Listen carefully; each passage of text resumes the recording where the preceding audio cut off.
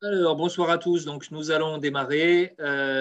Pour les habitués, vous commencez à être un certain nombre à connaître ce format, donc des confs à la maison, donc des webinaires qui vont durer à peu près une heure et quart maximum. On va aujourd'hui donc animer ce webinaire avec mon collègue Geoffrey de l'ALTE, donc Agence de la transition énergétique du Rhône. Moi, je suis toujours Sylvain de l'ALEC sur la partie modération. Je ferai l'introduction et puis je serai aussi là pour prendre vos questions. Donc, le sujet du jour, comment bien choisir son chauffage et maîtriser sa facture. C'est un sujet qu'on avait déjà traité l'an dernier. C'est un sujet qui, plus que jamais, est d'actualité avec l'augmentation continue du prix des énergies.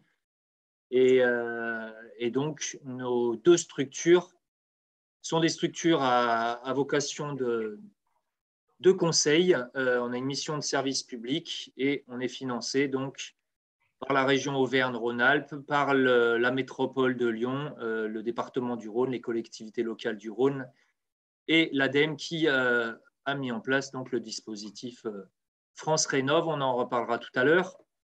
Donc ce soir, on présentera le service rapidement. On refera un petit topo, comme on fait à chaque fois, sur les intérêts de la réno globale par rapport à la réno pièce par pièce ou bout par bout. On parlera de l'augmentation du prix de l'énergie, je pense que vous l'avez vu passer. On parlera des systèmes de production de chauffage. On prendra un premier temps de questions-réponses. On enchaînera sur les systèmes de production d'eau chaude sanitaire. On vous parlera d'un outil qui s'appelle Thermix, d'outil de simulation, et on prendra une deuxième session de questions-réponses. Et puis, on vous donnera quelques dates dans notre agenda des prochains événements auxquels vous pourrez vous joindre. Donc, dans les consignes, hein, je vais les rappeler, mais comme à chaque fois, les micros et les caméras des participants sont coupés pour une meilleure écoute. Les questions sont à poser sur le chat. Donc, vous avez un onglet qui s'appelle Discussion en bas de votre écran. C'est là-dessus que vous pourrez poser vos questions.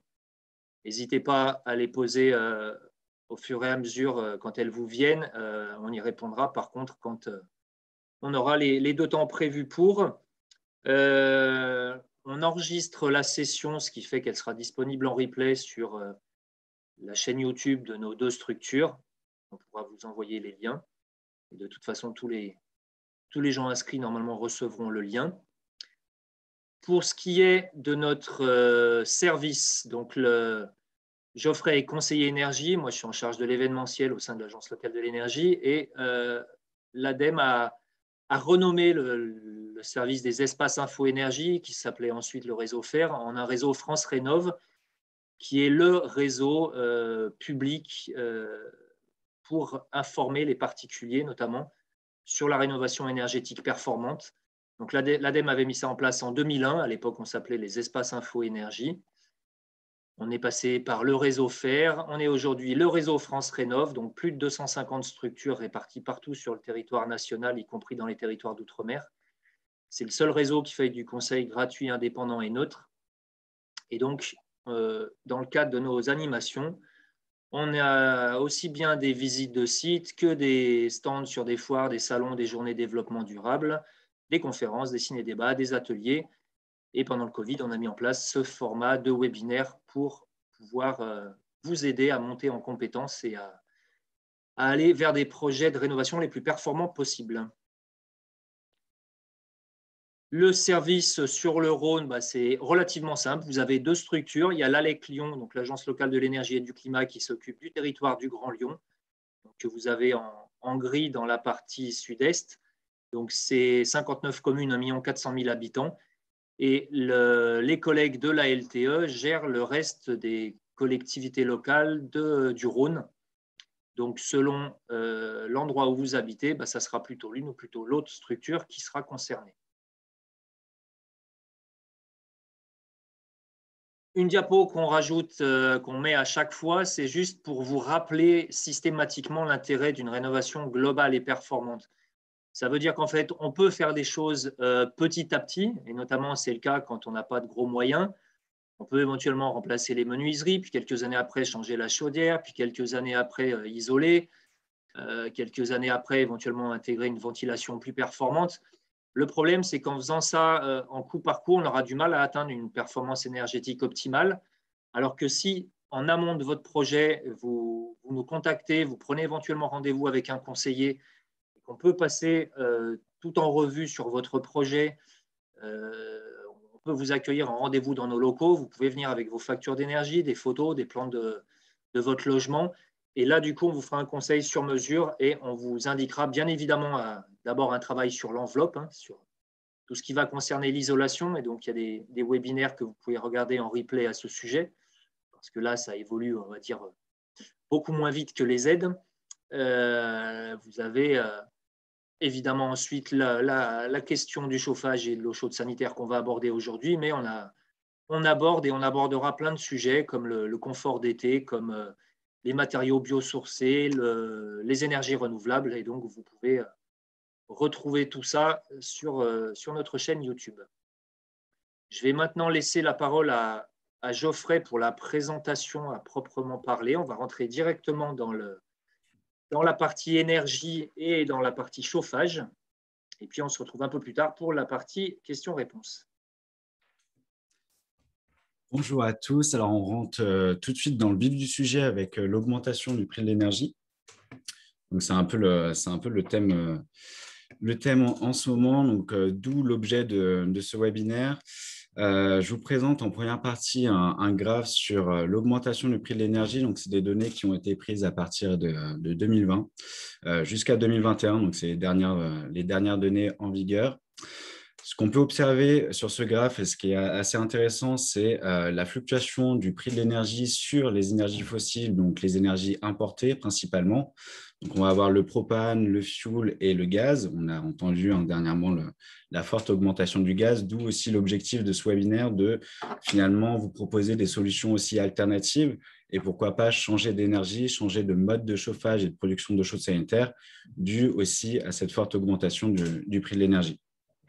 Ce qu'on peut observer, c'est que finalement, sur cette filière, donc la filière bois ici, donc soit du bois granulé, du bois bûche ou du bois déchiqueté, on a une augmentation qui, certes, est à peu près de 3% par an, mais qui est quand même plus faible que tout ce qui va être énergie fossile, donc, comme j'ai dit tout à l'heure, propane, fioul, gaz. On va avoir tendance à trouver que cette augmentation est relativement importante. Alors, il faut savoir que du coup, la courbe est aussi un peu écrasée, mais globalement, que ce soit du coup pour l'électricité ou pour du coup tout ce qui est de la filière bois, on pourra estimer un peu l'augmentation du prix de l'énergie. Ça va être beaucoup plus compliqué avec les énergies fossiles, où là, on est aussi soumis, et on connaît le contexte actuel, on est aussi soumis aux problèmes entre guillemets géopolitiques qui font que d'une année à une autre, on peut avoir des fluctuations qui sont assez importantes et prédire du coup le prix de cette énergie-ci, donc que ce soit le propane, fioul ou gaz, sur 10, 15, 20 ans, serait assez compliqué. Alors, pour commencer, quand on parle du coup du système de chauffage, ce n'est pas forcément la première étape dans la rénovation énergétique d'une maison. Donc, avant de parler du coup du système de production de chauffage et d'eau chaude sanitaire, on va se poser d'autres questions. Tout d'abord, travailler sur l'enveloppe totale de la maison, donc avec du coup l'étanchéité à l'air et l'isolation. Ensuite, on va adapter des systèmes de ventilation qui seront adaptés aux nouveaux besoins de la maison. Et pour finir, on parlera des systèmes de chauffage et de production de chaude sanitaire. Ça, c'est vraiment la dernière partie une fois qu'on a effectué notre rénovation. Ça vient aussi un peu en complément de ce que Sylvain vous a présenté juste avant avec la rénovation globale et performante.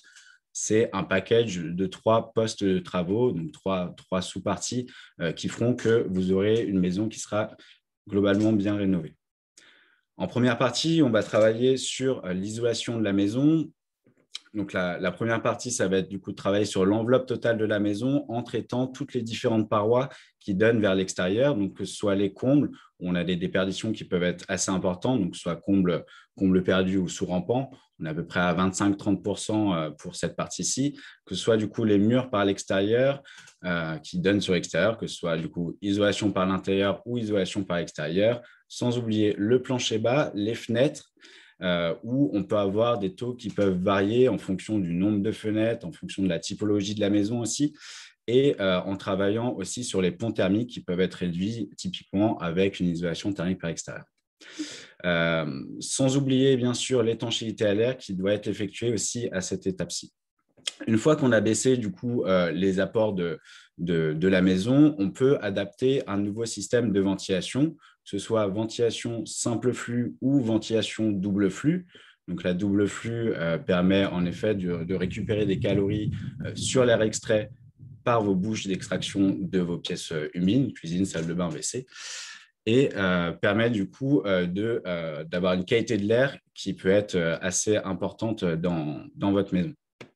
Une fois qu'on a travaillé sur l'enveloppe de la maison, adapté un système de ventilation, on a du coup une maison avec des apports en énergie qui ont relativement baissé. Et à ce moment-là, on pourra dimensionner le système de chauffage aux nouvelles déperditions de votre maison. Typiquement, avant, vous fonctionnez peut-être en haute température parce que vous aviez des besoins en énergie qui étaient relativement élevés. Après une rénovation, on peut revoir son système de chauffage et pourquoi pas faire de la basse température parce qu'on a des besoins énergétiques qui ont été réduits du fait des travaux précédents. On pourra aussi peut-être envisager de, pourquoi pas, chauffer uniquement avec un système de poêle, alors qu'auparavant, vous deviez avoir un système de chauffage central avec plusieurs sources de chaleur. Donc, une fois qu'on a fait du coup tous ces systèmes-ci, on va pouvoir du coup évoquer directement les différents systèmes, sans oublier que finalement, là, vous avez baissé vos déperditions. Donc, c'est très bien. Il va pas falloir non plus oublier le confort. Le confort, du coup, donc les déperditions vont être baissées, vous ferez des économies sur votre facture. En revanche, du coup, le confort, c'est quelque chose aussi à prendre en compte. Donc, on appelle ça du coup le confort thermique. Et on va se baser sur 3 parties pour le confort thermique. La première partie, ça va être les parois froides. En fait, je vous ai parlé tout à l'heure de l'isolation des murs avec l'étanchéité à l'air. C'est un phénomène, du coup, qui peut être si on a des murs qui sont peu isolés, voire pas isolés, donc ça va être plutôt le schéma de gauche, on va avoir un phénomène de paroi froide qui peut être du coup comblé par un système d'isolation. Le problème qu'on peut avoir avec une maison qui va être faiblement isolée, voire pas du tout isolée, c'est que finalement, on va avoir une température de consigne qui va être de 20 degrés. Vous allez avoir votre température ambiante qui sera de 20 degrés. Seulement, avec une faible isolation, vous allez avoir des parois qui, elles, seront à une température beaucoup plus faible et la chaleur de votre corps sera, entre guillemets, aspirée du coup, vers cette paroi froide et du coup, on aura un ressenti qui sera beaucoup plus faible que la température ambiante. Et donc, à ce moment-là, on sentira un phénomène d'inconfort dans votre maison et on aura tendance à augmenter du coup la température, alors que ce n'est pas forcément nécessaire. Si on a une bonne isolation des murs qui donnent sur l'extérieur, on va avoir une température des parois qui sera quasiment équivalente à la température ambiante et donc un ressenti qui sera bien plus agréable. Deuxième pathologie qu'on peut avoir si on n'effectue pas une bonne rénovation ou si on a pour le coup là des défauts d'étanchéité à l'air, ça va être le phénomène d'infiltration d'air. Donc ça peut être traité en amont en faisant du coup une étanchéité à l'air, que ce soit au niveau des fenêtres ou au niveau des murs. À savoir qu'à partir de 0 mètre seconde, on a une sensation de courant d'air qui peut être assez désagréable. Et fatalement, si on a des courants d'air, c'est de l'air qui vient de l'extérieur et donc qui est à température extérieure. Donc, il vous faudra d'autant plus d'énergie pour ramener cet air à la température ambiante.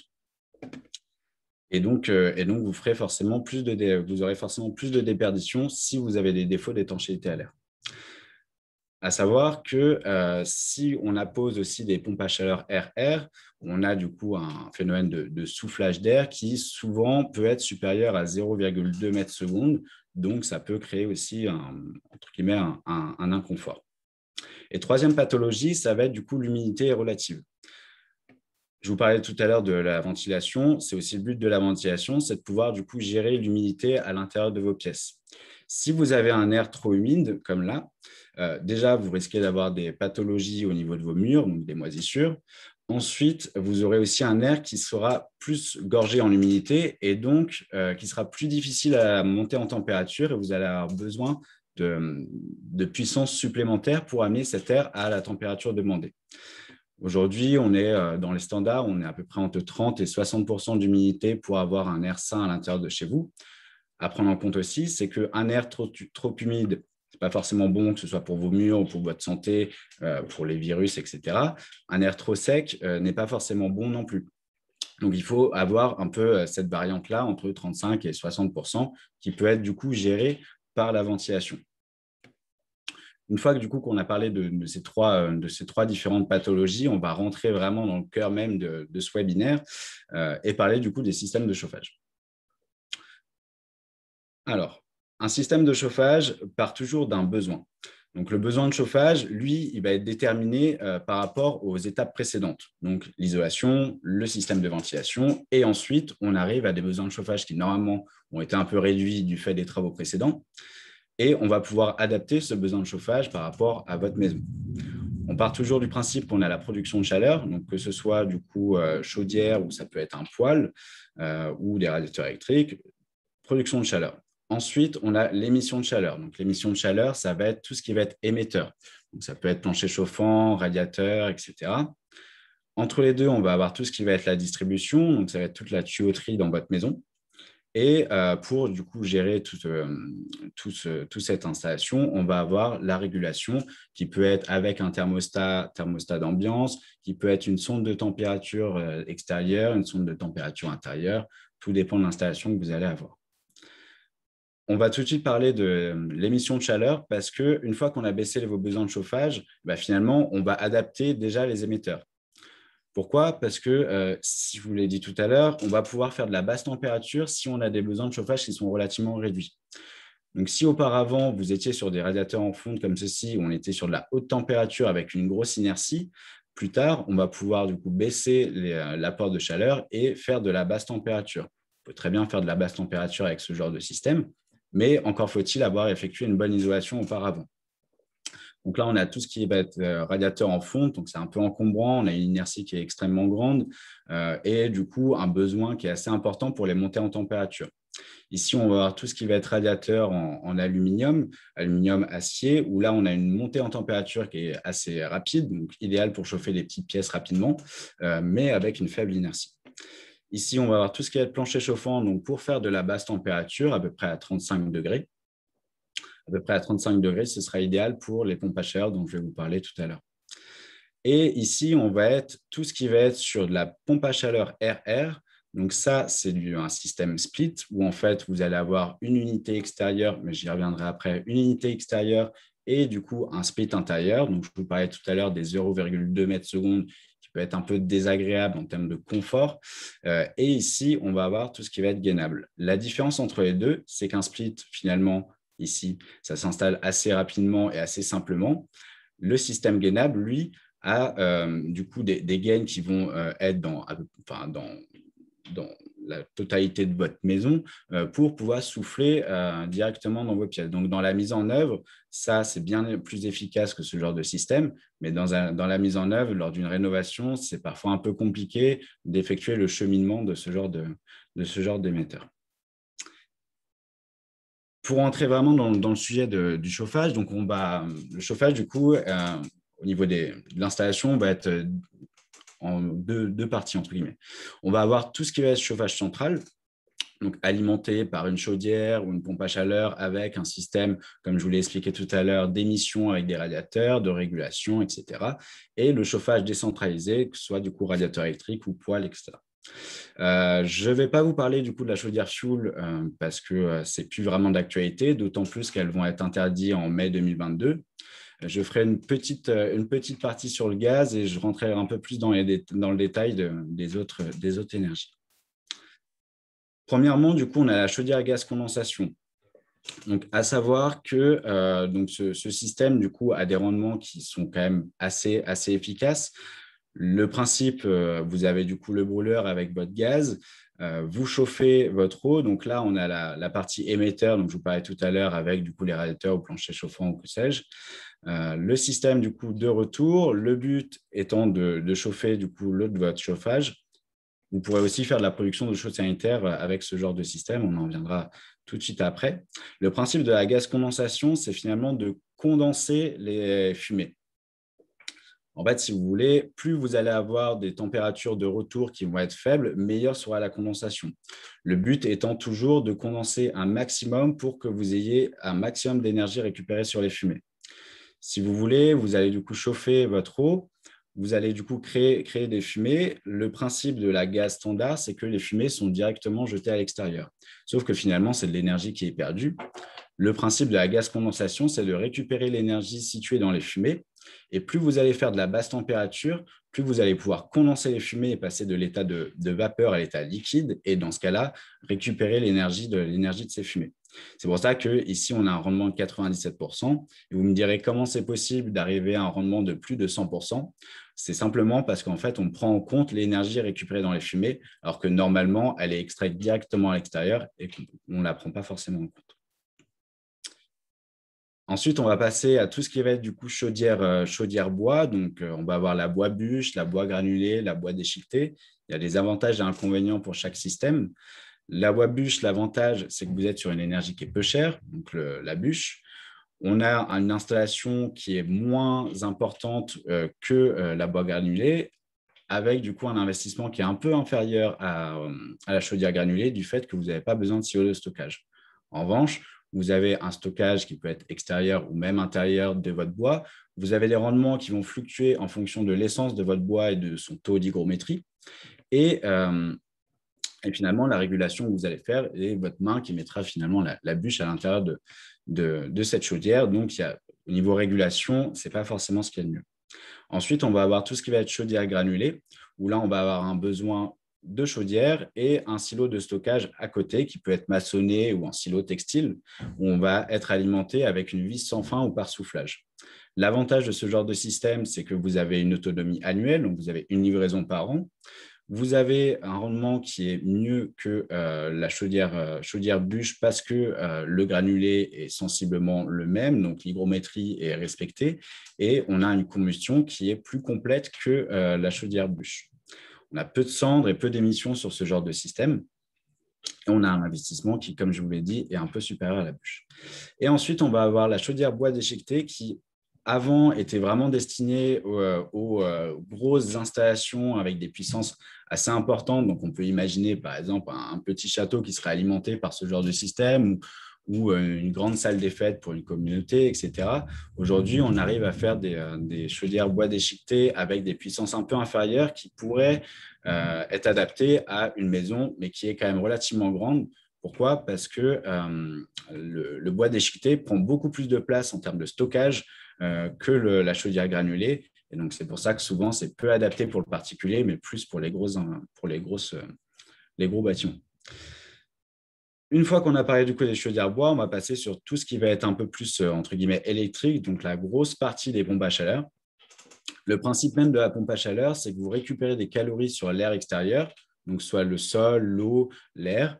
On va ensuite compresser, donc à l'intérieur, vous avez un fluide frigorigène qui va être compressé. En le compressant, il va monter en température et on va pouvoir restituer cette chaleur directement dans le logement. On aura l'effet inverse pour la pompe à chaleur RR si on veut rafraîchir. En parlant du coup de sources froides, ici on est sur le source froide, donc on va tout de suite les évoquer. Les sources froides, donc premièrement, on peut avoir la fameuse pompe à chaleur RR, donc je vous en parlais tout à l'heure avec le système gainable ou en split. Donc pompe à chaleur RR avec du coup une unité extérieure, une unité intérieure. L'avantage de ce genre de système, c'est que niveau installation, c'est quand même relativement simple à faire. Vous n'avez pas de chauffage central avec ce genre de système. Le désavantage, c'est que vous avez un rendement qui fluctue en fonction de la température extérieure.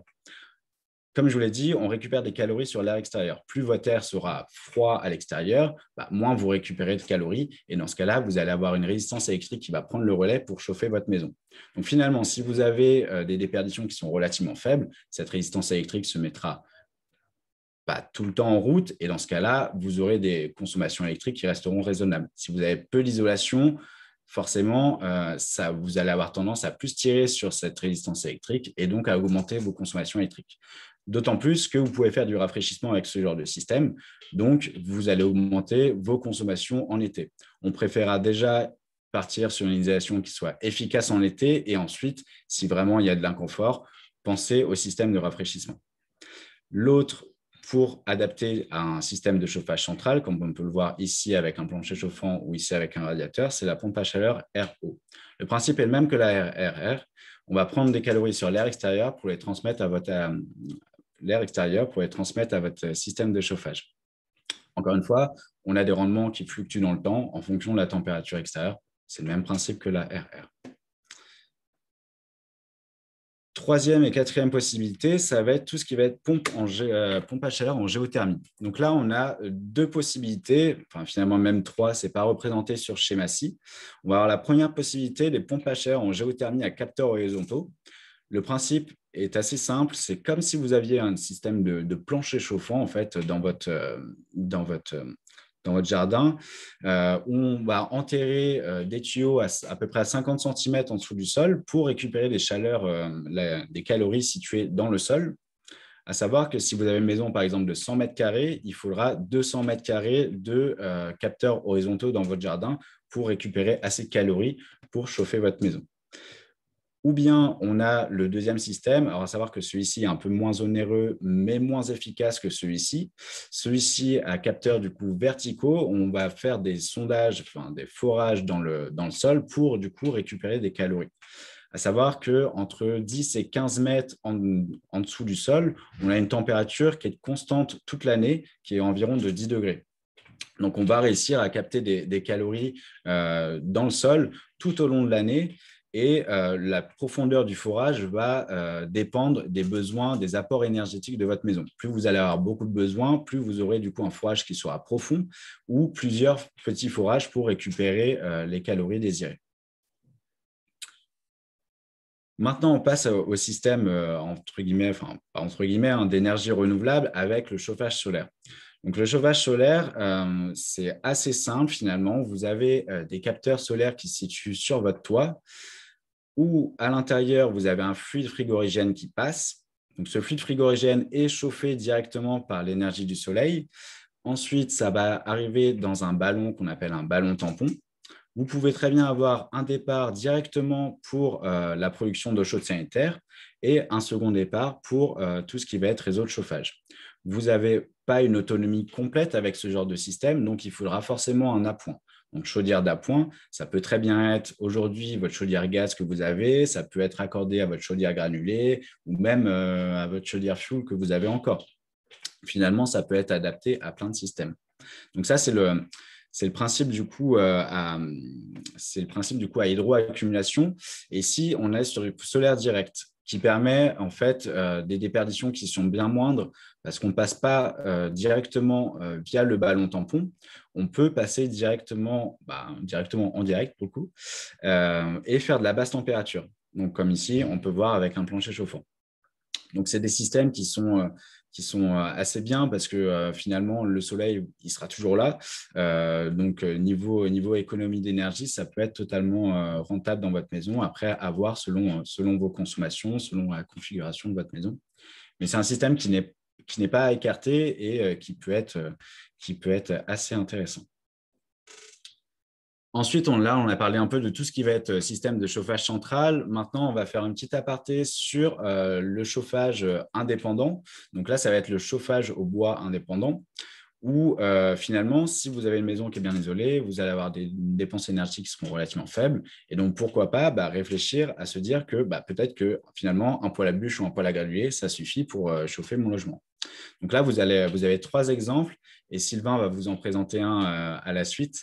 On va avoir du coup le poêle à bûche, le poêle à granulés et le poêle de masse.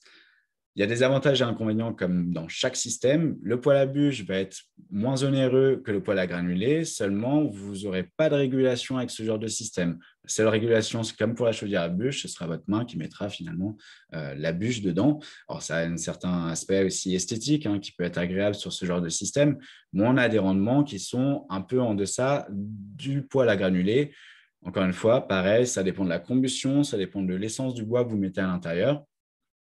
C'est pour ça que du coup, on a des rendements qui sont un peu plus faibles. Et finalement, quand vous mettez votre bûche à 22, 23 heures, le temps qu'elle brûle, vous allez avoir une certaine inertie. Alors que finalement, ce n'est pas forcément le cas sur le poêle à granulés, où là, on a une alimentation qui est automatique.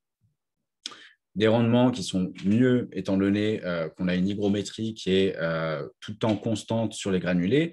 On a une autonomie qui va dépendre de la puissance du poêle, de son utilisation et ça, entre guillemets, sa grosseur.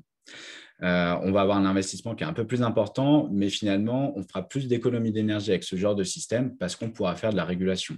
On pourra avoir des températures de consigne, par exemple, je veux 20 degrés avec un thermostat d'ambiance et finalement, au-delà des 20 degrés, votre poêle va se couper et vous pourrez profiter pleinement de la température intérieure. Et ensuite, on va avoir du coup le poêle de masse qui, en termes d'argent, est un peu plus cher que les autres systèmes, mais qui a une inertie qui est plus importante et donc un confort qui l'est aussi.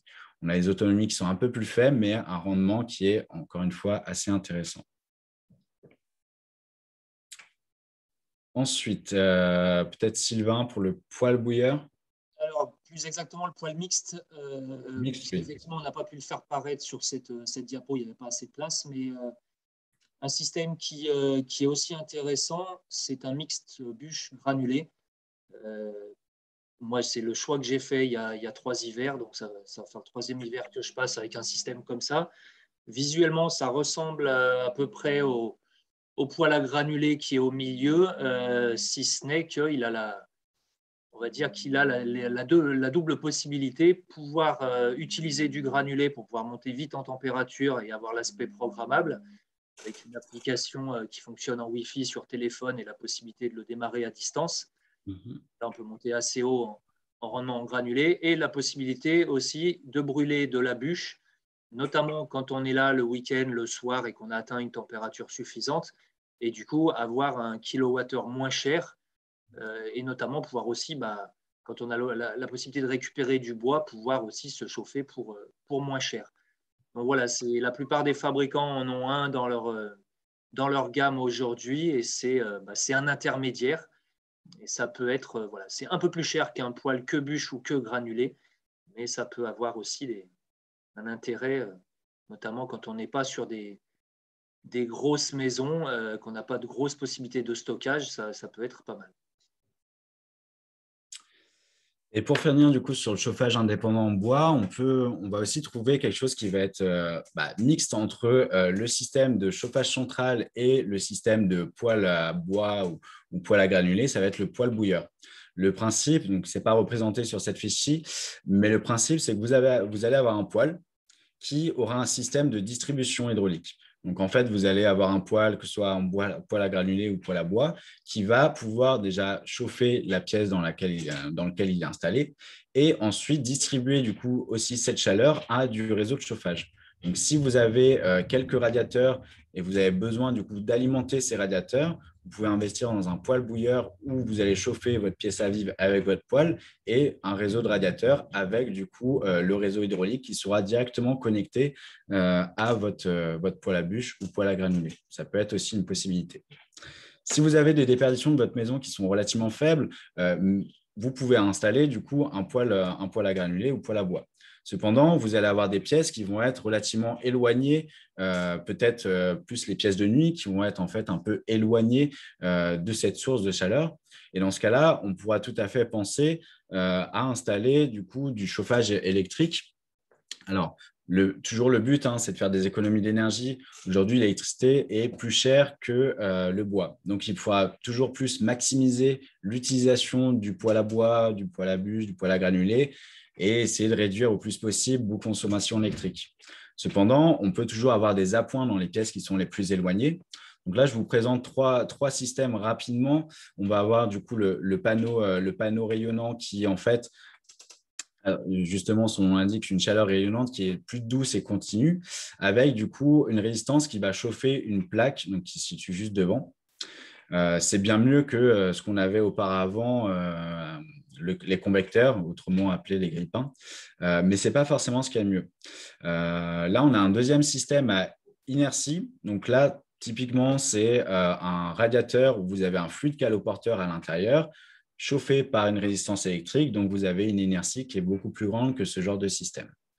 Et enfin, pour finir, on a du coup le nouveau radiateur, donc l'inertie sèche, où là, on va chauffer une plaque qui va se situer devant.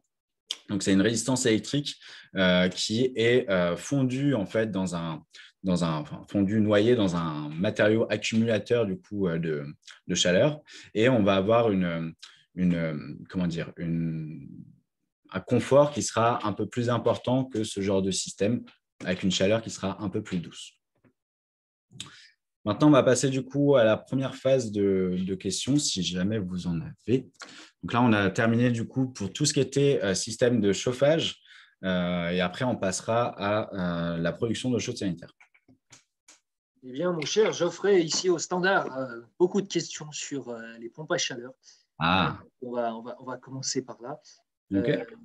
Donc, à partir de quelle température la résistance s'active sur une PAC RR? Très bonne question. Alors, en fait, ça va aussi dépendre, ça va dépendre pour le coup, pas forcément de la température extérieure, mais ça va dépendre des besoins de votre maison. Finalement, vous pouvez avoir une température qui soit extrêmement, je ne pourrais pas vous dire un chiffre comme ça, en fait, ça va être dégressif. Le COP d'une pompe à chaleur est calculé par rapport à une température extérieure donnée, donc qui est de 7 degrés à l'extérieur. Mais finalement, plus vous allez avoir une bonne isolation dans votre maison, plus vous pourrez avoir une température extérieure qui sera faible. Mais finalement, si vous avez un besoin en apport énergétique qui est relativement faible dans votre maison, le peu de calories que vous allez récupérer sur l'air extérieur, vous allez pouvoir suffisamment chauffer votre maison. Donc, en fait, cette donnée-là ne peut pas être donnée pour une maison en particulier. Il faudrait faire du coup des études thermiques pour donner ce genre de chiffres.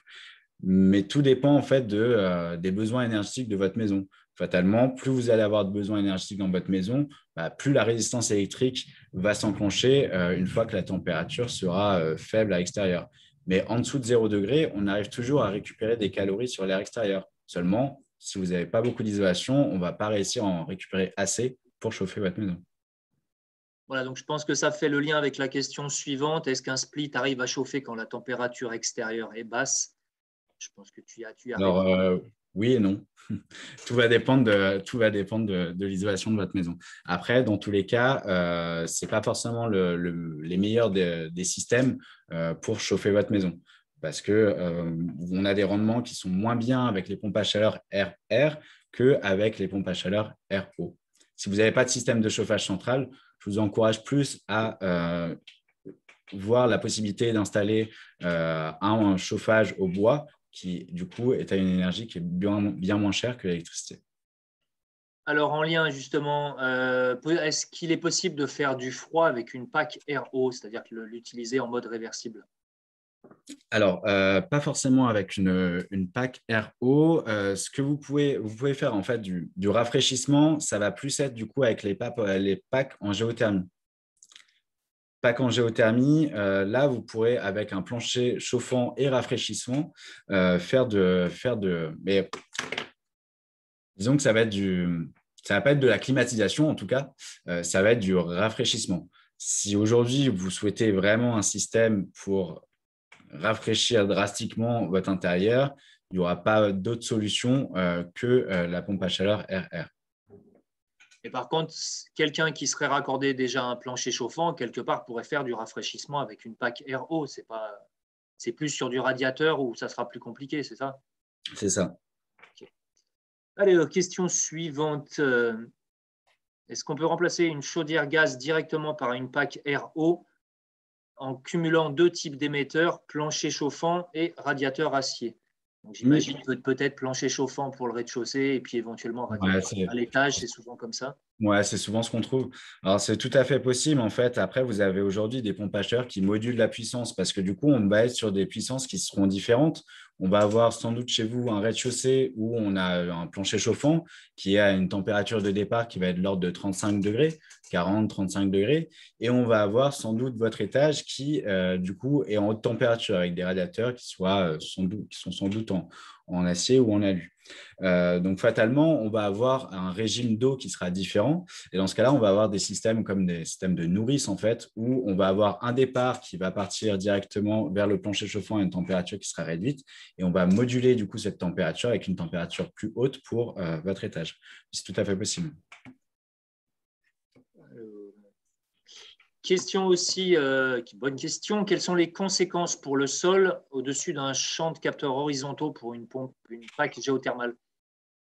Ouais. Alors en capteur du coup horizontal, donc comme on l'a dit tout à l'heure avec le plancher chauffant entre guillemets, enfin le plancher extérieur, l'impact qu'il peut y avoir, c'est un appauvrissement du sol, parce que finalement vous récupérez des calories sur le sol et donc fatalement c'est d'autant moins de calories pour que du coup vous ayez du coup de la végétation qui pousse. Je ne dis pas que vous ne pouvez pas avoir de l'herbe, vous pouvez tout à fait avoir de l'herbe, mais typiquement on ne va pas planter forcément un verger au-dessus d'un plancher, des capteurs horizontaux, sans compter que finalement, on est à peu près à 50 centimètres en dessous du sol. Donc finalement, si vous avez un potager par-dessus, ça a besoin du coup d'énergie pour faire pousser vos fruits, vos légumes. Donc, ce n'est pas forcément le meilleur endroit pour faire pousser du coup ce genre de choses. Donc, on préférera un terrain plutôt plat d'ailleurs, plutôt plat et sans trop de végétation ou de cailloux. Je crois que le ratio moyen, c'est à peu près 1,5 fois plus de surface de captage que de surface à Ouais, chauffer. ouais, une fois, 2 fois. C'est entre 1,5 et 2. Alors, question bois, puisque j'en ai parlé. Est-ce que les poêles mixtes sont étanches et est-ce qu'ils sont compatibles avec l'obtention du label BBC? Alors oui, tout à fait. Alors c'est vrai que j'ai pas parlé des poêles étanches. Du coup, c'est bien d'avoir cette question. Donc oui, hein, c'est tout à fait possible. Ils peuvent être étanches. Ils peuvent tout à fait être étanches. Encore faut-il du coup avoir une prise d'air qui donne sur l'extérieur. Ou par exemple, si vous êtes sur terre-plein et que vous avez directement votre poêle en plein milieu de la pièce, finalement, ça va être compliqué de faire un poêle étanche, si ce n'est de faire un tubage où vous allez pouvoir, dans le tubage, prendre de l'air directement de l'extérieur et en souffler aussi par les émissions de fumée. L'avantage du poêle étanche, c'est que pour avoir une combustion, il vous faut de l'oxygène. Si vous n'avez pas un poêle étanche, ça veut dire que l'oxygène va être puisé dans la pièce où il est installé et donc ça va tirer sur votre ventilation ou sur vos prises d'air du coup de vos fenêtres ou sur tous les différents petits défauts de votre maison. Et finalement, ça va créer plus de déperdition. Si on prend l'air directement de l'extérieur, globalement, on va avoir des déperditions qui seront moindres et des rendements qui seront meilleurs. Alors, comme il y a encore plusieurs questions et qu'on n'a pas encore attaqué la deuxième partie, on va essayer de faire, je vais te les poser rapidement, faire réponse rapide. Quid des cheminées à insert fermé bois ou granulé, voire mixte? Donc, c'est vrai que oui, il y a d'autres systèmes, on ne les a pas tous présentés. Ah oui. Là, vraiment, ce qu'on a présenté, c'est les systèmes un peu généraux. Vous allez voir aussi dans la partie production de choses sanitaires, il y a plein d'autres systèmes. Ce sera peut-être l'occasion d'autres webinaires. On ne peut pas non plus tout présenter. Mais, Voilà, ce n'est peut-être pas les plus performants en chauffage bois, mais ça existe. hmm. Quelles sont les gammes de prix pour les packs aéro et les packs géothermiques? Alors, la PAC en géothermie, ça va dépendre des capteurs, que ce soit horizontaux ou verticaux. On est sur des installations qui coûtent à peu près 20 000 euros, mais pour les packs en géothermie, ce qui va faire augmenter du coup la facture, ça va être les capteurs. Si vous avez des besoins qui sont extrêmement importants et que vous allez avoir un forage qui va se situer aux alentours de 80 mètres, 90 mètres, voire 100 mètres, forcément, ça va être un forage qui va vous coûter relativement cher, plus que si vous avez un forage à 50 mètres de profondeur parce que vous avez des besoins qui sont faibles. Donc, on a une part qui est une part du fonctionnement qui est 20 000 euros à peu près pour la pompe à chaleur. Et ensuite, on a tout le prix du forage. Pour la pompe à chaleur RO, on a du coup des installations qui peuvent être beaucoup moins chères. Donc, beaucoup. On est aux alentours entre 12, on commence à 12 et on termine à 20. Ensuite, ça va dépendre de la puissance que vous allez demander. Alors, une question sur la ressource bois. On pourrait en parler pendant une demi-heure, il va falloir faire Ok, ça plus rapide. Y a-t-il des effets collatéraux sur l'environnement pour la collecte du bois de chauffage et est-ce qu'on maîtrise les circuits d'approvisionnement? Alors, j'ai envie de dire, si vous prenez votre bois en France, oui, parce que du coup, aujourd'hui, du coup, les forêts sont gérées de manière renouvelable. Après, si vous prenez votre bois d'un autre pays, ça, je ne saurais pas vous dire. Mais aujourd'hui, en France, oui, la ressource est durablement gérée. Voilà, on peut rajouter que alors effectivement, il y a quelques cas. Je sais qu'il y a un certain nombre d'entre vous peut-être qui ont vu la dernière émission d'Hugo Clément où il y a certains cas où Oui. on va être sur de la coupe rase, où là, clairement, ça ne sera pas durable et qu'effectivement, de toute façon, à partir du moment où on est sur de la monoculture, c'est quand même pas dans le sens du développement durable. Mais d'une manière générale, on a une surface de la forêt en France qui a tendance à progresser. On On a un accroissement naturel qui est vraiment important. Donc voilà, on a un potentiel bois très important en France, à condition que ça soit fait correctement. Le plus gros problème que vous allez avoir aujourd'hui sur la ressource bois, c'est le problème d'avoir du bois sec quand vous êtes sur du bois bûche. Et je suis bien placé pour vous en parler. Aujourd'hui, le marché des poêles à bois, des appareils performants est en train d'exploser. Il y a plein de gens qui se détournent du gaz, du fioul, de l'électrique, qui vont sur le bois. Et en fait, c'est très dur d'arriver à trouver du bois sec. D'où l'intérêt éventuellement de l'acheter en plus grande quantité, d'y rajouter un an de séchage. Alors, qu'est-ce qu'on a d'autre? Est-ce que chauffer avec une clim réversible, donc une pompe à chaleur, est plus économe qu'une chaudière gaz branchée sur VMC? Alors, chaudière gaz branchée sur VMC, je ne vois pas trop. On va dire chaudière gaz plus VMC peut-être. Peut-être. Alors, ça dépend. Ça dépend si. Alors, dans tous les cas, si vous avez une chaudière, chaudière gaz, ça veut dire que vous avez un système de chauffage central. Donc, on ne va pas forcément partir sur la pompe à chaleur RR, mais plus sur la pompe à chaleur RO. Pour du coup continuer à garder ce système de chauffage central qui est beaucoup plus économique que faire une installation de pompe à chaleur RR. Après, si vous avez aujourd'hui une pompe à chaleur gaz condensation, c'est plus économique que de faire du coup de la pompe à chaleur RR, parce que d'autant plus qu'avec la pompe à chaleur RR, vous allez avoir des consommations qui vont être aussi l'été. Alors qu'aujourd'hui, avec votre chaudière gaz, vous ne faites pas de rafraîchissement, donc vous n'avez pas de surconsommation l'été. Mais bon, on partira plus sur la pompe à chaleur RO du coup pour continuer à garder ce système de chauffage central. Et dans ce cas-là, la pompe à chaleur RO du coup sera plus rentable pour votre maison que la chaudière gaz. Encore une fois, on part toujours d'un besoin en énergie. Si votre besoin en énergie est fort, ça veut dire que la pompe à chaleur va avoir besoin plus d'énergie et donc dans ce cas-là, possiblement utiliser la résistance électrique plus souvent parce que vous avez des besoins qui sont importants. Alors, on va prendre deux dernières questions sur le chauffage. Est-ce que chauffer avec une… non, c'était celle-là suivante. La VMC double flux est-elle rentable par rapport à une simple flux en rénovation au vu de l'investissement? Ça, c'est vrai que c'est une question qui revient souvent. Alors, c'est clair qu'aujourd'hui, c'est une question qui, en effet, revient souvent. Si vous avez isolé toute votre maison, vous avez une bonne étanchéité à l'air, vous avez des besoins qui sont relativement réduits, vous pouvez apposer un système de chauffage qui est adapté aux nouveaux besoins de votre maison. Finalement, il vous reste quoi comme déperdition? Il vous reste du coup toute la chaleur accumulée dans votre maison que vous allez extraire par vos bouches de soufflage, cuisine, salle de bain, WC. Donc, c'est aujourd'hui, on chauffe un air à 20 degrés qu'on va directement mettre à l'extérieur.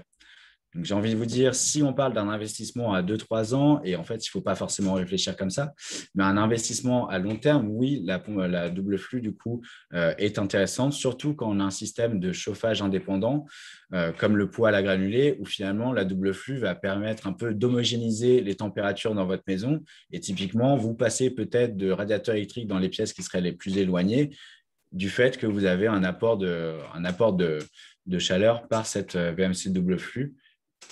Alors qu'auparavant, vous aviez du coup des grilles de ventilation dans vos fenêtres avec un air à 0 degré quand il fait 0 degré à l'extérieur, alors que là, vous avez préchauffé votre air avec du coup la VMC double flux. Donc, c'est un investissement à long terme.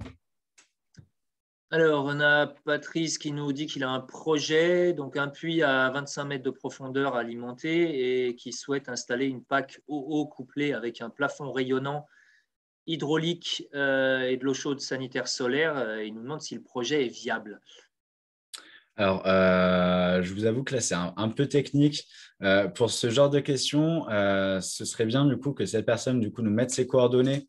Et dans ce cas-là, ce serait aussi l'occasion, pourquoi pas, de prendre un rendez-vous pour pas. Là, c'est vraiment assez technique. J'aurai une réponse, mais qui va plus être adaptée uniquement à son projet. Donc, peut-être plus prévoir un rendez-vous spécialisé pour parler de ce genre de système. Effectivement, on aura besoin d'un peu plus d'éléments et puis Voilà. voilà, vu le temps imparti, on va pas vous faire une réponse au doigt mouillé. Voilà. Et puis, il nous reste encore beaucoup de choses à voir. Et du coup, on Tout à va fait. passer sur le show sanitaire. Je vais peut-être prendre la dernière question parce qu'elle peut quand même concerner des gens, parce qu'on est beaucoup axé maison. Mais Brigitte nous demande si pour un appartement, est-ce qu'on peut en rénovation mettre une pompe à chaleur RO et quel en est le coût? Alors, ça dépend si vous avez. Alors, Oui, c'est possible en soi. Après, le coût va varier si vous avez un système de chauffage central. Est-ce que si vous n'avez pas de radiateur du tout dans votre maison, bah, il va falloir du coup créer un système hydraulique et apposer du coup les radiateurs. Il va aussi falloir savoir si la copro, donc après je ne sais pas si vous êtes en copro, mais si la copro autorise que vous mettiez du coup, parce que pour les pompes à chaleur, on a comme je vous montrais ici, tac, on a du coup un groupe extérieur. Donc, le groupe extérieur, d'ailleurs, à prendre en compte, s'il est apposé sur votre façade, il faudra du coup faire une déclaration préalable de travaux. Et ça, il faut savoir du coup si votre copropriété, si vous êtes en copro, autorise ce genre de système sur votre façade. Parfois, ce n'est pas le cas. Donc, ça, c'est après à demander. Après, dans les faits techniques, c'est possible.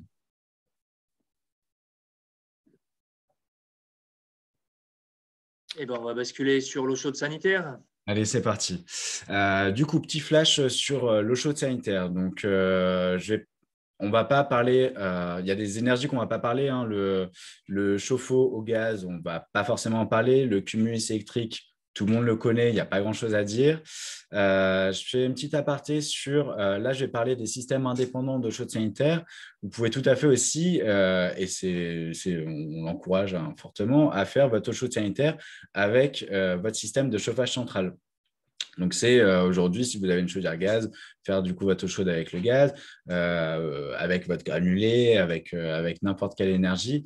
Ça peut être avantageux dans le sens où si demain vous investissez dans une chaudière granulée, faire votre eau chaude avec du coup votre chaudière granulée vous permet de faire de l'eau chaude sanitaire avec une énergie qui est peu chère, d'avoir simplement un seul et même équipement pour faire chauffage et eau chaude sanitaire. Donc, moins d'entretien, une seule personne pour venir entretenir en même temps les deux systèmes, donc ça peut être aussi avantageux. Mais du coup, là, on fera vraiment, encore une fois, on ne peut pas parler de tous les systèmes, donc je vais surtout parler du solaire et du thermodynamique dans ce webinaire. Donc, on va commencer du coup par le chauffe-eau solaire individuel. Donc, le principe est relativement simple, ça ressemble du coup au chauffage solaire combiné qu'on a vu juste avant. Le principe, c'est que vous avez du coup les panneaux solaires du coup, qui se situent. Donc, on est bien en thermique hein, et pas en photovoltaïque. On a les panneaux solaires sur la toiture qui, du coup, captent l'énergie du soleil, qui va du coup réchauffer un fluide caloporteur qui va se situer dans ce réseau-ci. Ici, on est en boucle fermée, donc en fait, on n'a pas d'entrée. Hein. On a du coup un fluide caloporteur qui va circuler de part et d'autre dans ce système-ci, qui va réchauffer notre ballon. Donc, le ballon est adapté en fonction du ménage. À titre d'exemple, pour 4 personnes, on va être sur un ballon de 200 litres. 200 litres, on estime après la consommation de 50 litres d'eau chaude par personne. Donc, 200 litres, c'est parfait. Et ensuite, on va quand même avoir besoin d'un appoint dans les jours où on n'aura pas assez de soleil. On estime à peu près la part d'autoconsommation avec ce genre de système qui va de 50 à 70% d'énergie par le soleil. Le reste sera effectué par l'appoint. Donc, c'est un système qui, du coup, peut être implanté, donc inclinaison optimale à 45 degrés. On a déjà vu des projets avec une inclinaison à 90 degrés. Pourquoi? Parce que finalement, l'été, vous allez capter le maximum d'énergie avec une inclinaison qui soit à 45 degrés. Mais par contre, l'hiver, vous allez avoir un soleil qui est un peu plus rasant. Et finalement, plus on va avoir un panneau qui sera incliné, plus on va pouvoir capter du coup les calories du coup émises par le soleil avec un soleil rasant, donc plus en hiver du coup. On a un investissement qui est de l'ordre de 1 000 à 1 400 euros par capteur. On estime que pour une personne, il faut 1 mètre carré de capteur. Donc après, faites le calcul. Pour 4 personnes, on est environ à 5 000 euros d'investissement. Donc, ça comprend, donc c'est toujours fourni, posé. Hein. Ça comprend aussi le ballon tampon, l'appoint qui peut être électrique avec une résistance électrique directement mise à l'intérieur ou l'appoint qui peut être aussi votre chaudière actuelle. Donc, ça peut être connecté directement à votre chaudière. Il y a des contraintes hein, forcément sur ce genre d'installation. Alors, c'est besoin d'un appoint qui va être assez minime. Hein, on l'a dit tout à l'heure, entre 50 et 70% d'énergie captée grâce au soleil, le reste fait par l'appoint. On a une implantation, donc ce n'est pas forcément adapté à toutes les maisons, quand on n'est pas bien exposé, quand on a un arbre devant. Donc, voilà. Et on a une surchauffe de l'installation. Pourquoi? Parce que je vous l'ai dit tout à l'heure, on est sur un réseau qui est fermé.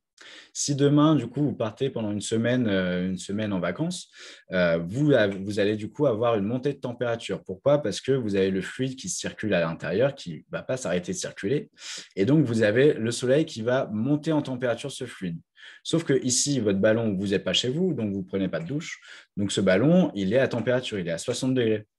Vous ne prenez pas de douche, du coup, il reste à 60 degrés, sauf qu'ici, on a toujours le fluide qui circule, et donc votre ballon, eh ben, il va emmagasiner de l'énergie, il va monter, monter, monter, monter, et il y a des problèmes, il y a des risques de surchauffe. Alors, ça peut totalement être comblé avec des systèmes qu'on appelle le système auto-vidangeable, où en fait, sur cette partie-ci, on va avoir une forme de bouteille, où on va avoir une vanne qui sera commandée par une sonde de température branchée directement dans le ballon. Et en fait, si vous voulez, une fois que le ballon est arrivé à température, donc imaginons 60, 70, 80 degrés, on va avoir cette petite vanne qui va s'ouvrir et tout le fluide qui est dans ce réseau fermé va être intégré dans cette bouteille. Et donc là, on aura beau chauffer le panneau avec le soleil, finalement, le fluide ne va plus monter en température parce qu'il va se situer dans cette petite bouteille-ci. Demain, vous revenez chez vous, vous prenez votre douche, la température du ballon baisse. On a une petite vanne ici qui est alimentée du coup, par du coup, un petit câble avec une sonde de température dans votre ballon. On lui dit « Ok, c'est bon, la température du ballon est réduite, on va réouvrir la vanne. » Donc, la vanne se réouvre. Et donc là, on va libérer le fluide qui va repasser à l'intérieur de ce circuit-ci pour du coup être réchauffé par le soleil et remonter le ballon en température. Ça, c'est un système qui est vraiment important pour ce type d'installation. Et ça vous permettra d'éviter les surchauffes et de possibles problèmes par la suite. Ça, c'était pour tout ce qui était partie chauffe-eau solaire individuel. Ensuite, on va avoir tout ce qui va être chauffe-eau thermodynamique.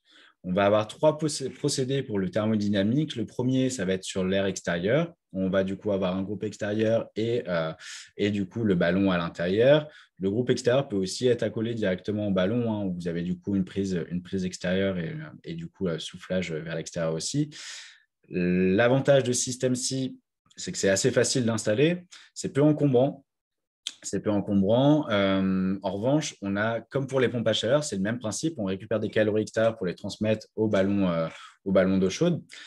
Si on a une température extrêmement basse, finalement, on ne va pas récupérer assez de calories et donc on aura toujours une résistance électrique qui va prendre le relais. Donc ça peut être relativement dérangeant si on est dans des endroits où il fait extrêmement froid, où on ne va pas réussir à récupérer assez de calories. Dans tous les cas, on a des consommations électriques avec ce genre de système qui sont moindres qu'avec un cumulus électrique, mais on a quand même des consommations. Et oui, en effet, du coup, on peut avoir une certaine nuisance sonore en fonction de l'implantation de cette unité extérieure. Deuxième système, donc toujours le chauffe-eau thermodynamique, mais là, on est sur air extrait. Donc, j'ai envie de dire que c'est un des meilleurs systèmes. Ici, on a votre VMC simple flux. Normalement, dans la plupart des maisons, votre VMC simple flux, ensuite, on la jette directement vers l'extérieur. Donc, ça, c'est de l'air qui est chauffé. Donc là, on a du coup un air chauffé qui est de l'ordre de 19-20 degrés. Au lieu de chasser directement à l'extérieur, il va passer dans ce ballon thermodynamique. Il va céder son air chaud au ballon pour ensuite cracher de l'air frais à l'extérieur. Et donc, dans ce cas-là, ça aura du coup réchauffé l'eau chaude de votre ballon. Donc, on a l'avantage, du coup, je voulais expliquer. On a forcément des performances qui sont bien mieux que sur l'air extérieur. On a les inconvénients. Ce n'est pas adapté à toutes les maisons. En rénovation, ça peut paraître un peu compliqué quand on a déjà un système de ventilation qui ne passe pas forcément à côté du local technique où on pourrait installer le chauffe-eau. Donc, fatalement, au niveau raccordement, ça peut être un peu compliqué. Et en effet, on a des débits d'air qui doivent correspondre du coup aux caractéristiques du ballon pour récupérer assez d'énergie. Troisième système, on va avoir le chauffe-eau thermodynamique sur air ambiant. Donc là, on va prendre des calories directement sur l'air intérieur de la maison. On va préférer du coup prendre des calories sur un espace non chauffé, donc qui soit à température entre guillemets ambiante. Donc ici, on a un garage. Pourquoi on ne va pas prendre directement dans votre domicile? Parce qu'en fait, ça reviendrait du coup à prendre la chaleur de votre domicile et recracher de l'air froid. Je vous l'ai dit tout à l'heure, ici, on récupérait de l'air chaud, mais on le crachait directement à l'extérieur. Ici, on va prendre de l'air chaud de l'intérieur qu'on va redistribuer à l'intérieur toujours, mais il aura perdu de sa chaleur. Donc, ce n'est pas très grave si on est dans un local qui est non chauffé. En revanche, du coup, ça rafraîchit vraiment ce local-ci. Donc, encore une fois, si c'est un garage, ce n'est pas très, très grave. L'avantage, c'est que vous avez une facilité d'installation et qu'on a une source froide ici qui est relativement constante l'année. J'en ai terminé du coup pour la production d'eau chaude sanitaire. Donc, on avait surtout présenté deux gros systèmes, le chauffe-eau solaire et du coup le chauffe-eau thermodynamique. Maintenant, ce que je vous propose, c'est de faire une petite simulation d'installation de systèmes de chauffage et de production d'eau chaude sanitaire avec notre logiciel Thermix. Donc ça, vous aurez l'occasion, si vous revenez vers nous, qu'on fasse du coup ce genre de simulation adaptée à vos besoins. L'objectif un peu, c'est de voir par rapport à un logement dit standard, ce qu'on pourrait apposer comme terme de solution pour changer votre système actuel de chauffage par rapport aux déperditions de votre maison. Donc, c'est un logiciel où on va comparer quatre solutions différentes avec des systèmes différents. Et l'objectif étant par rapport aux résultats qu'on aura de cette simulation, de voir lequel est le plus adapté à votre logement. Donc là, on est sur un exemple où on aurait une maison individuelle. On serait 4 dans cette maison avec un besoin de chauffage de 15 000 kWh par an et des besoins d'eau chaude de 3 000 kWh. Pour les besoins d'eau chaude, c'est relativement simple. On est à 750 kWh par personne par an. Donc là, on est 4, donc ça nous fait 3 000 kWh par an. Pour les besoins de chauffage, donc là, ça représente… Donc les besoins de chauffage, ce n'est pas forcément votre consommation. Votre consommation, c'est ce que vous allez payer au niveau de votre facture. Les besoins de chauffage, ça va être du coup les besoins de votre production pour combattre les déperditions de votre maison. Pour avoir du coup votre consommation, on va multiplier ce besoin par le rendement de votre installation. Ici, on a pris un rendement à 70% qui va correspondre au rendement de la production de chaleur et de la distribution. Donc ici, dans cet exemple-ci, on serait sur une maison qui serait relativement faiblement isolée, d'environ 120 mètres carrés. Et pour vous situer un peu sur la classe énergétique, donc du diagnostic de performance énergétique, on aurait la classe D, par exemple. Donc, l'objectif, c'est de faire cette simulation avec un investissement et de voir, du coup, entre guillemets, les différentes courbes sur 20 ans. Parce que quand on investit dans un système de chauffage, on s'attend à ce qu'il tienne au moins 20 ans. Donc là, je vous présente du coup les 4 solutions. Donc, on part d'un principe qu'aujourd'hui, vous avez une chaudière gaz standard. Il faut que vous changiez du coup cette chaudière gaz parce que elle ne fonctionne plus, elle est très vieille. Donc, il va falloir du coup changer ce système. Solution 1, on reste du coup sur de la gaz condensation, ce qui est actuellement peut-être pas forcément la meilleure des solutions, mais vous êtes raccordé au gaz, on reste sur de la gaz. Gaz condensation cumulé avec un poêle à granulés pour quand il va faire extrêmement froid dans votre maison ou même en demi-saison pour limiter l'utilisation du gaz, étant donné que c'est une énergie qui est relativement chère, et production d'eau chaude sanitaire avec du coup la chaudière gaz condensation. Deuxième solution, gaz condensation plus le solaire combiné que je vous ai présenté tout à l'heure. Et pour l'eau chaude sanitaire, on sera pareil sur la gaz condensation plus le solaire combiné. Troisième solution, pompe à chaleur RO et production de CS, chauffe-eau thermodynamique. Pourquoi on n'a pas mis du coup la production de chaude sanitaire avec la pompe à chaleur RO? Tout à fait possible. Simplement, je vous l'avais dit tout à l'heure, on va avoir de meilleurs rendements avec la pompe à chaleur RO en basse température. Et fatalement, si vous demandez de faire de l'eau chaude sanitaire en haute température, on va un peu dégrader les rendements. On préférera avoir 2 systèmes, un système pour la production de chauffage et un système pour le chaude sanitaire.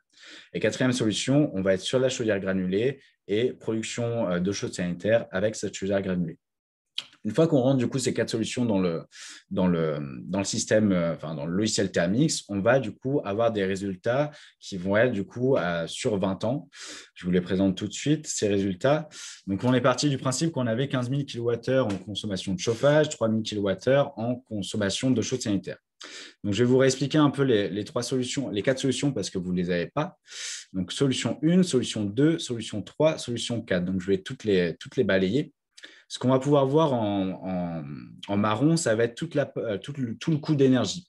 Pour la solution 1, on est sur la chaudière gaz condensation avec poêle à granulés. Donc, on va avoir des consommations qui peuvent être relativement importantes.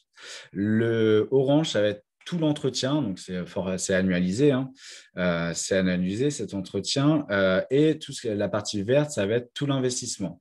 À prendre en compte qu'on ne l'a pas évoqué, mais ça, c'est sans les aides. Vous avez des aides financières adaptées du coup à votre revenu. Si on déduit du coup les aides financières, fatalement, les courbes sont relativement différentes. Dans cette simulation, on a pris en compte, bien entendu, l'augmentation du coût de l'énergie. Par rapport au premier graphe que je vous avais montré, on avait du coup l'augmentation du prix de l'énergie. Ces prix de l'énergie sont pris en compte dans cette simulation-ci. Donc, fatalement, si on joue un peu avec les chiffres, si on fait augmenter le gaz, fatalement, le coût de l'énergie ici va augmenter. Deuxième solution, on est avec la gaz condensation solaire combinée. Donc, on voit que finalement, sur 20 ans, on est quand même plus rentable, même si on a un investissement qui est plus important, on est quand même plus rentable sur 20 ans. Pourquoi? C'est l'apport du solaire combiné, qui est entre guillemets une énergie gratuite. Troisième solution, on est sur la pompe à chaleur RO avec le chauffe-eau thermodynamique sur air extérieur. Donc là, on a une part quand même de consommation qui est relativement importante, de coût d'énergie qui est relativement importante. Pourquoi? Parce que si vous vous rappelez un peu du graphique que je vous ai présenté tout à l'heure, l'électricité, c'est l'énergie la plus chère du marché actuellement. Donc là, on est en tout électrique. On a un investissement qui est relativement similaire à la deuxième solution. Et troisième solution, où là, du coup, il y a écrit production de chaleur renouvelable, encore une fois, parce que si on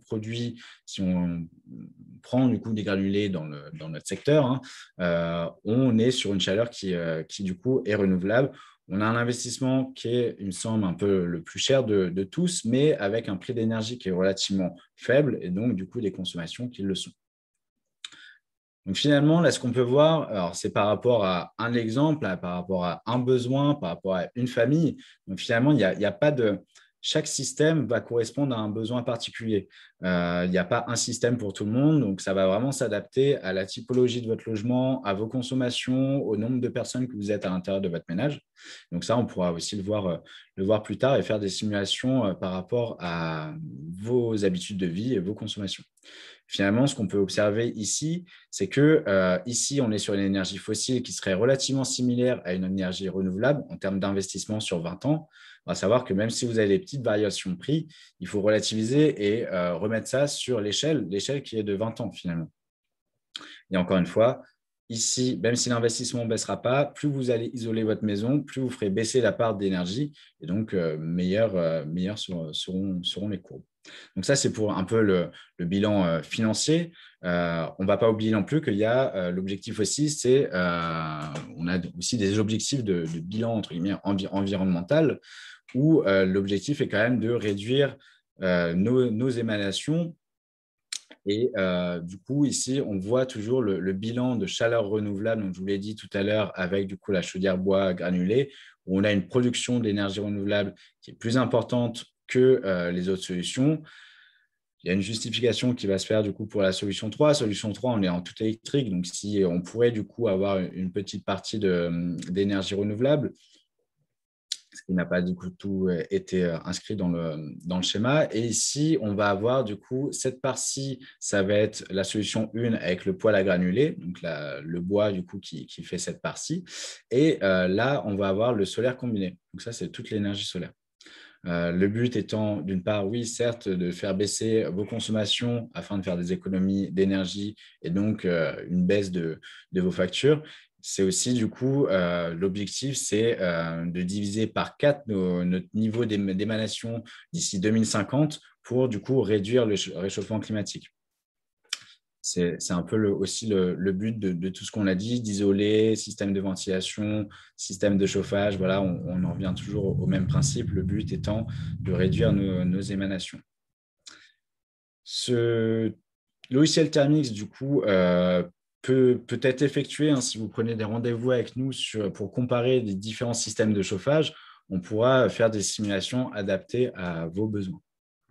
Maintenant, une fois que du coup, on a choisi notre système de chauffage, et du coup, on va avoir besoin d'installateurs pour les installer, justement. Pour avoir accès aux aides financières, il faut avoir des installateurs qui sont certifiés RGE, donc reconnus garants de l'environnement. Et pour ce faire, vous pouvez du coup aller sur le site de la plateforme du coup France Rénov pour du coup trouver tous les professionnels qui sont qualifiés RGE aux alentours de chez vous. donc ou 5 ou 20 km autour de chez vous. Pour votre poste de travaux. Vous sélectionnez votre poste de travaux, le rayon, votre localisation et vous trouvez tous les professionnels RGE qui peuvent du coup intervenir chez vous pour les travaux que vous avez souhaités. Maintenant, si vous souhaitez du coup partir plus dans une rénovation globale et performante, donc comme on l'a dit tout à l'heure, comme Sylvain vous l'a énoncé, on a la rénovation étape par étape qui n'amène pas forcément à des résultats très probants.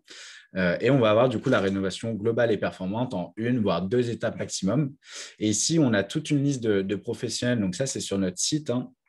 C'est le site Espace Info Énergie du Rhône, donc notre site à nous, où du coup, on a référencé tous les professionnels de la rénovation énergétique globale et performante, que ce soit des architectes, des bureaux d'études, des groupements d'entreprises qui interviennent directement chez vous pour vous faire une offre globale de différents postes de travaux. Ou bien même du coup des partenariats avec des banques, etc. Donc, vous pourrez trouver tous les professionnels sur ce site-ci. Maintenant, fatalement, une fois qu'on a trouvé les artisans, on va aussi s'intéresser aux aides financières. Bien prendre en compte que les aides financières sont à demander avant signature des devis. Je ne vais pas forcément m'attarder sur cette diapo-ci. On a effectué un webinaire il y a de cela à peu près un mois, je crois. À peu près un mois, c'est ça, Oui. Ouais.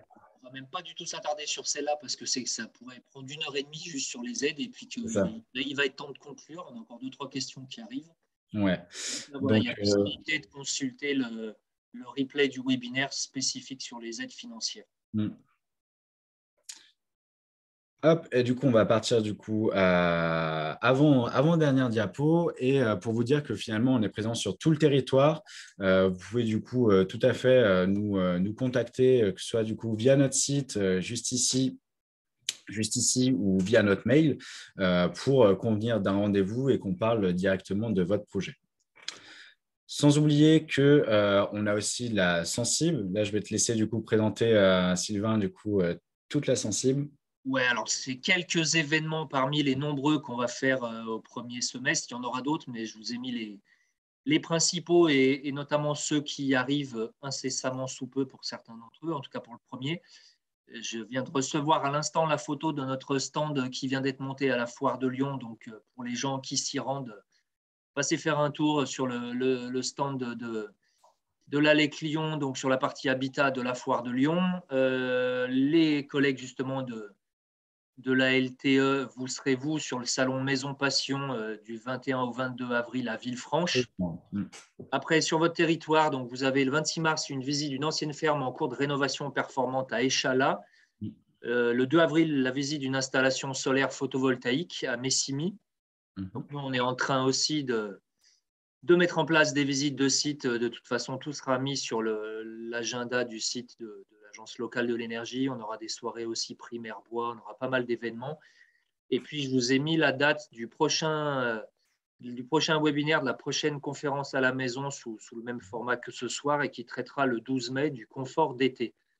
Après, rendez-vous sur les sites de nos 2 structures et vous aurez beaucoup plus encore d'événements sur lesquels vous pourrez nous rencontrer et avoir plus d'informations. On va prendre les 2 questions, 2 ou 3 questions que j'ai vues passer avant de conclure. La durée de vie d'une pompe à chaleur RR ou RO? Alors, je dirais que la durée de vie va dépendre de l'utilisation que vous en avez. On observe quand même qu'on a une durée de vie qui est un peu moins importante qu'une chaudière à combustion. On serait plus aux alentours d'une quinzaine d'années à peu près. Encore une fois, si vous avez du bi-énergie avec votre système de pompe à chaleur plus un autre système en appoint avec une autre énergie, vous allez soulager votre système de chauffage central et donc dans ce cas-là, la préserver le plus longtemps possible. On serait aux alentours d'une quinzaine d'années. Après, encore une fois, vous pouvez très bien avoir une pompe à chaleur qui va vous lâcher au bout de 10 ans et une autre qui va tenir 20 ans. Donc, Alors, une petite dernière pour la route. Comment estimer la consommation d'un chauffe-eau électrique et d'un chauffe-eau thermodynamique pour pouvoir comparer les deux? Alors, tu peux répéter la question, s'il te plaît? Alors, comment estimer la consommation d'un chauffe-eau électrique et d'un chauffe-eau thermodynamique pour pouvoir comparer les deux? De toute façon, un chauffe-eau thermodynamique consommera toujours moins. Alors, le chauffe-eau thermodynamique consommera toujours moins. Après, il consommera moins parce que du coup, il va récupérer des calories sur l'air extérieur. il va récupérer des calories sur l'air extérieur. Donc, à ce moment-là, il va utiliser beaucoup moins d'électricité qu'un cumulus électrique. Cependant, le nombre de calories qu'il va puiser à l'extérieur, du coup, bah, ça dépend de la température extérieure. Et du coup, bah, ça va dépendre du mois, ça va dépendre de la journée, ça va dépendre de plein de choses. Aujourd'hui, ce qui est sûr, c'est que votre besoin, que ce soit du coup un cumulus électrique ou un chauffe-eau thermodynamique, lui, il sera le même. Donc, on l'a dit tout à l'heure, 750 kWh par personne par an. Après, différencier les deux, ça va être compliqué. On peut le voir par rapport à des factures, mais vous ferez forcément des économies d'énergie avec un chauffe-eau thermodynamique parce qu'il y a une part que vous allez récupérer sur l'air extérieur, tandis que le cumulus électrique, là, on n'a que la résistance électrique. Mais je ne peux pas aujourd'hui vous dire du coup la différence globale entre les deux. Et puis une dernière, Martin qui nous demande une combinaison chauffe-eau solaire et chaudière granulée bois ou mixte est-elle possible? Eh bien, oui. Totalement, totalement. C'est vrai que là, dans la simulation, on ne l'a pas mis. Je voulais la mettre au départ et finalement, je ne l'ai pas mise parce que je n'avais pas allé déjà du solaire combiné. Alors, c'est tout à fait faisable. Hein, c'est tout à fait faisable. Et là, du coup, vous êtes en 100% énergie renouvelable, donc soit avec le solaire et du coup le granulé. Donc, c'est tout à fait possible. Je vous l'ai dit tout à l'heure, le système de chauffage solaire ou de chauffe-eau solaire peut être du coup raccordé à n'importe quel type de chaudière, soit chaudière gaz, chaudière fuel, chaudière granulée. Donc, c'est tout à fait possible d'envisager ce genre d'installation. Eh bien, merci beaucoup. On a bien atteint le temps imparti. Possible de récupérer les slides. On fera en sorte de toute façon d'envoyer le lien vers le replay et éventuellement aussi le diaporama donc à tous les gens qui étaient inscrits ce soir, y compris ceux qui n'étaient pas présents mais qui consulteront le replay. Donc, dans les prochains jours, vous recevrez ça par mail. Voilà, en tout cas, moi, je dis un grand merci à Geoffrey. C'était sa première. Il s'en est très bien sorti. Merci. Et puis, pour plus d'infos, on ne le répétera jamais assez souvent, mais prenez rendez-vous avec nos conseillers et on pourra rentrer dans vos projets plus en détail. Exactement. Eh ben, merci à toi, Sylvain. Bonne soirée, au plaisir. Au revoir.